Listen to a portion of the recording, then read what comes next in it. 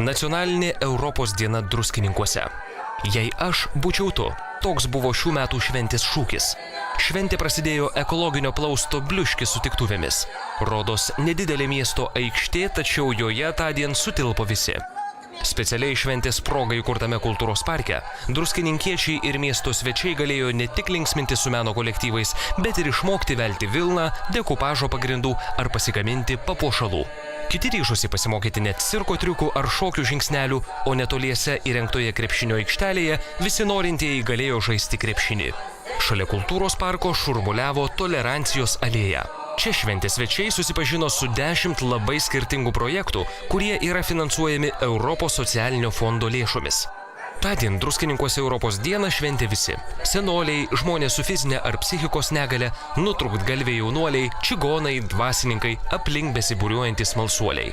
Kažkaip tai aš sakau, gal šitą dieną sugalvota daugiau mums sveikiem, kad mes kažkaip tai pamatom tuos neįgalius žmonės ir vis dėlto juos reikia mylėti, tuos žmonės, kad jie tokie patys kaip mes, tie žmonės yra. Pagalvoji tiesiog, kada gyveni, neturi namie, visi sveiki, tai tiesiog išeini ir susiduri, tai labai sujaudinu.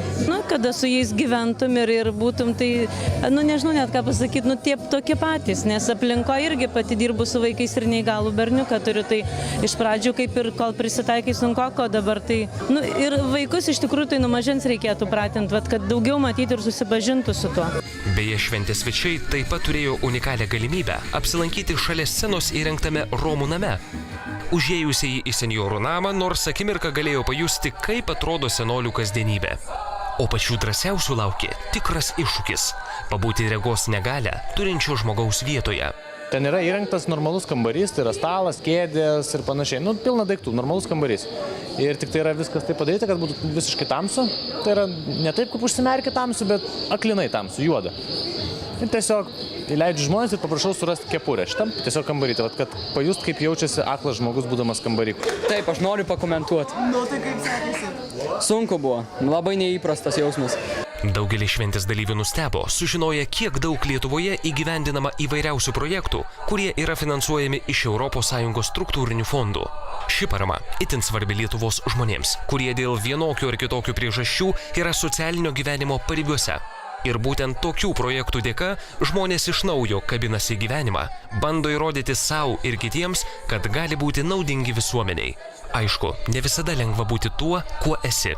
Juk kaip dažnai žmonės slepia savo tikrąjį aš, arba tiesiog slepiasi nuo pasaulio. Toksai pasaulis turbūt yra, kad visi žmonės bijo čigonų, todėl kad visi mano, kad čigonai tik tai vogia, tik tai, atsiprašau, narkotikus pardavinėja, visi taip galvoja. Bet iš tikrųjų aš norėčiau parodyti, kad ir čigonai gali būti žmonėmis ir gali mokytis ir dirbti ir ne tik tai gyventi. Pavyzdžiui, Taborė yra čigonų ir išsilavinimą turi ir gerai gyvena visi. Aš noriu iš tikrųjų tą įrodyti žmonėms ir noriu, kad jie nebijotų iš tikrųjų to. Sulaužyti stereotipą sunku. Gyventi nuolat jaučiant ir matant paniekinamus žvilgsnius skaudu. Reikia pažinti, reikia ir leistis būti pažintam.